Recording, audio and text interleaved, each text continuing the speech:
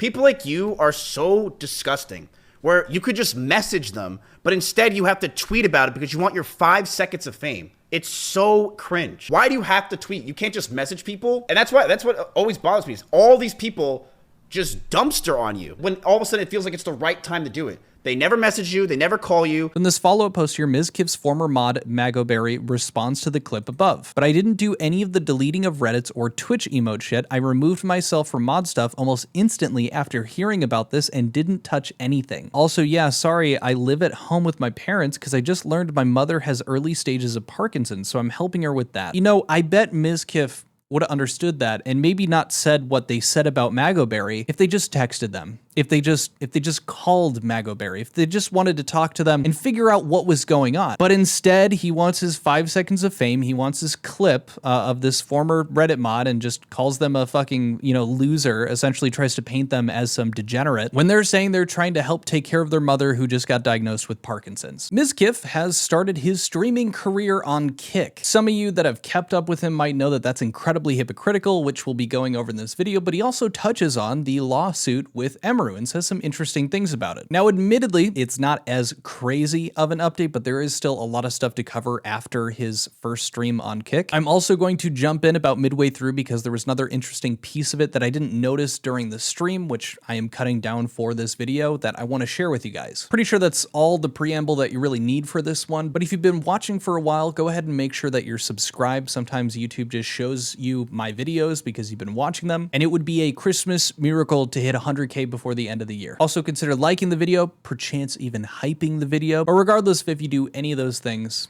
thank you for watching. So Mizkif has done some dumb shit. He went live on Kick. I think a lot of you, if you guys had seen the past video, I'll just show you a quick little clip of it. This was his incredibly cringy yet shockingly well-produced, or I should say high-budget announcement that he was switching over to Kick.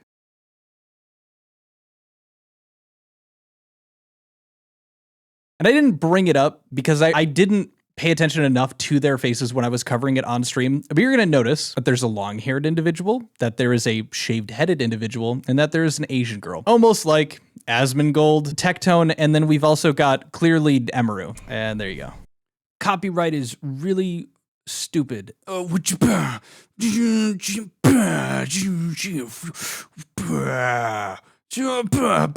it's like, crazy fight. And then this person comes in and shocks all of them to save Mizkif, and they have an interesting voice, and then, oh, it's so epic.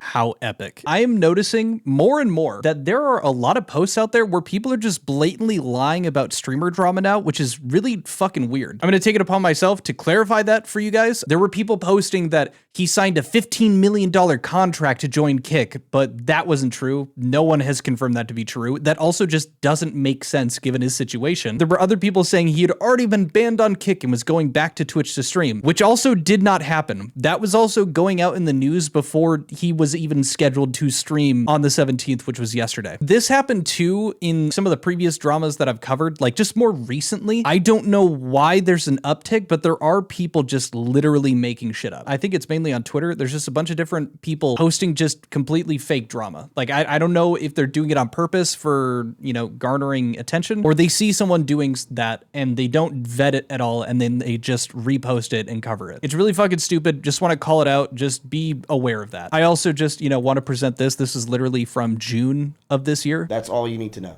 I will not go. Why? I've had times where I've thought about it. I've had times where I think about it. Their owner made me try to myself. I will not go to Kick. I'm good.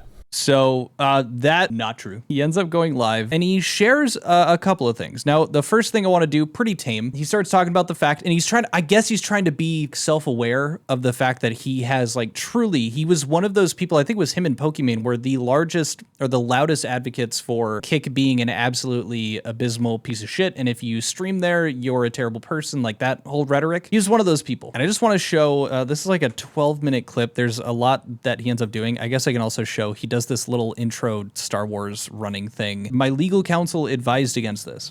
Kind of funny. I want you guys to hear how he explains himself on Kick after all this shit. Now that I'm on Kick, I'm probably the fucking sweetest dude. I am the one flower in the weed field that is Kick. I'll be honest. Like, this website Who the fuck is here? Like, what's going on? Now, don't get me wrong. There's a lot of people on Kick that are unsavory, that are doing really dumb shit. I don't know where he gets off thinking that he is like some shining star against the people on Kick. Now, admittedly, you're going to have the worst of the worst. You're going to have terrible people. Miz is not a flower by any stretch of the imagination, especially after what he kind of admitted to. So just interesting. Glad to see that his ego is nice and healthy. It's good to hear. Glad he's not, not preying on the guy's downfall. I want him to stream more. Makes really good content. Editor Quinthio here. Just wanted to show you guys what I was talking about. This actually has to do with Mizkifs Reddit. This comes from this post here, which was a clip from his stream on Kick saying Mizkif's former mod deletes his Reddit, causing him to crash out. And I give a bit more context. The Reddit is back up and live now, but essentially you can see a huge gap in posts happening. It seems that the mods, which he believed it was the one he's talking about here, deleted the Reddit, which they were able to recover. But I want to go over this because the mod responds, and it's very interesting. And the way that Mizkif talks about it is also interesting because he brings up that the mod was unhappy and wasn't getting paid on time. Your Reddit is privated. What? My mods deleted Reddit. Dude, why are my old mods so cringe? I'm glad they're gone. Like, guys like Magoberry, dude, who bitched out. Dude, he made a tweet trying to be like, oh, Mizkif didn't pay me, blah, blah, blah. Mago, you're a loser, bro. You literally open Pokemon cards all day while your mom screams in the other room. You know those, like, YouTube videos where people have, like, playing on my Wii while my mom yells in the other room? That's Magoberry at the age of, like, 29 years old. Dude, get a fucking life. The fact that you're sitting there and you're just, like, tweeting that I didn't pay you when it was Synac's fault, by the way. It wasn't even his fault. It was, you could just message him. People like you are so disgusting, where you could just message them, but instead you have to tweet about it because you want your 5 seconds of fame. It's so cringe. People like you are so cringe.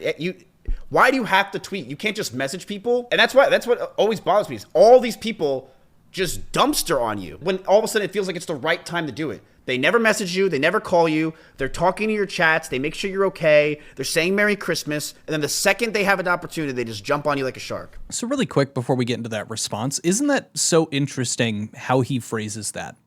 It was somebody else's fault, and why didn't they just come to him directly and figure it out? How come they didn't just text or call or figure it out? So number one, he immediately shifts blame to somebody else, saying it was their fault that that person wasn't getting paid, which means he's admitting to the fact that this mod wasn't getting paid. And he talks about, like, it's so easy to just talk to them and communicate. And maybe he did try communicating to the person that wasn't paying him, but he didn't get a response. I think that's believable, being that he wasn't getting his money. But additionally, it is pretty easy to just send a text or call. And I think it is also pretty easy to just get people paid on time. And he does this whole crash out talking about how terrible this person is, that they're opening Pokemon packs at their parents' house when also Mizkif has unboxing video. Like, it's a strange way to talk about this person, but more strange after we get a bit of info here. In this follow-up post here, Mizkif's former mod, Magoberry, responds to the clip above. I want to say more, but I will just say this. I just don't like a lot of the comments saying I should die, but I didn't do any of the deleting of Reddits or Twitch emote shit. I removed myself from mod stuff almost instantly after hearing about this and didn't touch anything. So they're claiming, they didn't do any of that. They didn't do any of the deleting of the Reddits or stuff. They just left. But additionally, down at the bottom there, you can see also, yeah, sorry, I live at home with my parents because I just learned my mother has early stages of Parkinson's, so I'm helping her with that. Again, don't know who this person is, just taking their word at face value. But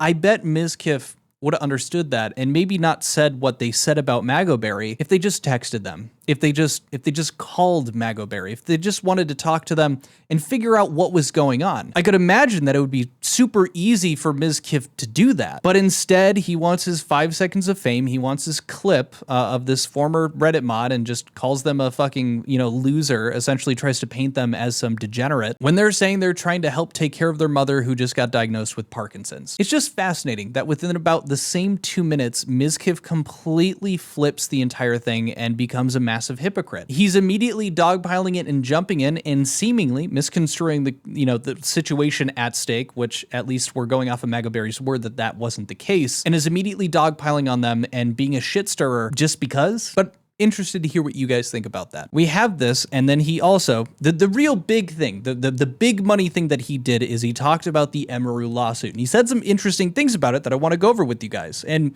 maybe do a little fact checking from back to his original statement about all this. So this is him chatting about the lawsuit. He's also going to say, like, I can't talk about it, but then he's going to start with, like, some denials of things. Many of you will recall in October, I'm sure all of you can recall, Emiru went public with the information that we had a secret relationship and we've been in one for the past couple of years. She has made several accusations against me, some of which were outright false. The resulting court case, both with Emmy and OTK, are things that I plan to handle privately. I want to make this very clear for people that either have watched YouTube videos or just want to completely not listen to anything that I said in my stream or have seen clips and may have been misinformed. I never sexually assaulted Emiru. I never abused Emiru. And I never stalked Emiru. I'm not going to go into it any further because my lawyers are dealing with this and this is currently in a court case, but time will tell the truth. I don't want people to think that I did any of those things. It never happened. I never said I did it. And it will be proven as time goes on. So, number one, the stalking Emiru. Now, I'm perplexed by that.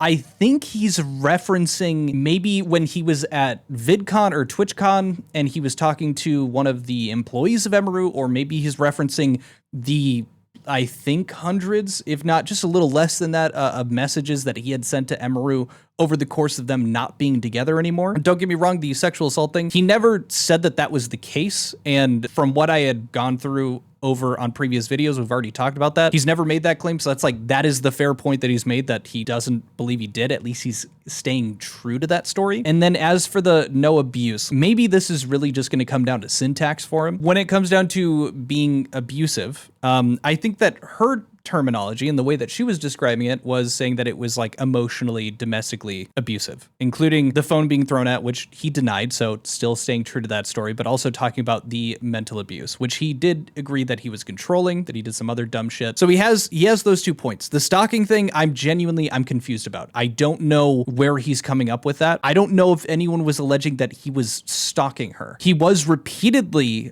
with proof from text messages, hitting her up constantly to try to interact with her and engage with her, but I don't think anyone was proving anything else with that. A main thing that I am curious about, also kind of in relation to that clip, from why he made the move from Twitch to Kick. Interested genuinely to hear what you guys think, because I think this would go a lot of ways, but I genuinely believe that the reason for him doing this Kick switchover is, number one, it's interesting enough, like he did this huge, he spent a ton of money making that promo for the switch over to Kick. But I think this is something similar to what we've seen with Dr. Disrespect or other content creators that have kind of been canceled. It seems that what he can do here is further insulate his main core fan base. And what I mean by that is, if he takes, this huge, like, everyone's going to go to Twitch. There's a lot of people that will just not interact with Kick. And that, for the most part, includes I would say the majority of people. Like, you're going to go to Twitch for the stuff that you want to watch. It's not even necessarily a moral thing, although it is for some people. You're not going to. And by doing this, the only people, for the most part, that are going to follow Mizkif on this transition over to Kick are going to be that loyal audience. And so he ends up pruning the tree, so to speak. And he's getting rid of all the people that are just kind of able to show up on Twitch to hate watch him, talk shit, bring up the drama in a negative light for him. Although, people are going to do that on Kick. But it's kind of like he's just able to curate what his audience is going to see. And if he can get all of his core audience onto one platform like Kick, it's just going to help him grow, because more often than not, it's just going to be people there that are entertained by Miz and they just want to watch. Similar to Pirate Software, the people that were sticking around for his streams towards the end of it were his core people that were just completely uninterested in the drama related to Pirate. They just wanted to watch him do his content thing. I have no grounds for that. It just feels like that. Tell me I'm wrong in the comments when this is a video. In this stream back, to kind of get back on track with any of the other news that's come out about it, you guys know, I'm sure you're familiar with Aiden Ross. He also just did some dumb shit with an NFL player and got him to do something like anti-Semitic on stream, which was very, very interesting. He was streaming with Neon, which I'm sorry if you don't know who that is, and this is going to be like an introduction to them. But he was streaming, and Mizkif was like watching his stream while he was live. I'm just gonna let it play. Oh yeah, ban him out the chat. I got it. What are they saying? I don't even give it attention. Lee, go do it. Oh. He banned me. Fuck. Oh. Got like 200 likes on his Go Live tweet or some shit. Like his first stream. Oh, okay. I know what you're talking about. Too late. That poor girl, man. Yo. What? I'm just talking. I don't even know the storyline. Allegedly, in my but opinion. I'm always like on the. No, I'm not talking about that. I'm just talking. That's Sounds like he's talking about Emaru. If I had to guess, just taking a shot in the dark here. funny because he's the kind of guy that if it was anyone else, he'd be saying that they should have gone to the police. But for him, he'll say that poor girl. Interesting. I'm not insinuating. I don't even know what that means. I don't even know what he's saying when he says that shit. Like, why is that interesting to him? Maybe I'm just thinking too deep about it. It's weird that he's focusing on that. Now that wraps up the stream and the rest of the video. I hope you guys enjoyed it, learned some stuff. If you found it useful, please be sure to like, subscribe if you haven't. I'll see you later. Adios. Peace. Bye.